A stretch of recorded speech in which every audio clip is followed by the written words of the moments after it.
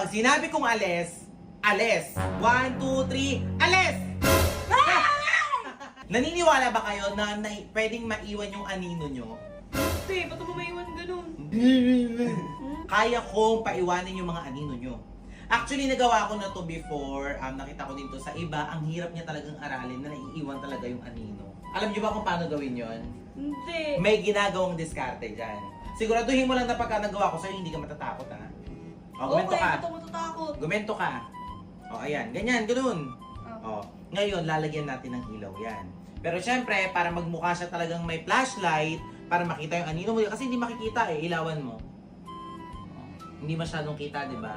So, ang gawin natin, patayin natin yung ilaw. Total, ayaw mong maniwala, patutunayan ko sa'yo. O, relax mo lang, relax. May gagawin tayong ritual dyan. O, game na. Game na. Game. Pag sinabi kong alis, alis. Okay?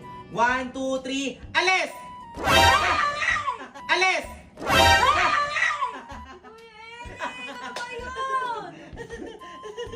Ano? Naniniwala ka na? Ba't ba ganon? Naniniwala ka na? Naniniwala ka na? Oo, ba't ba Ang bilib sa ganon? akin eh.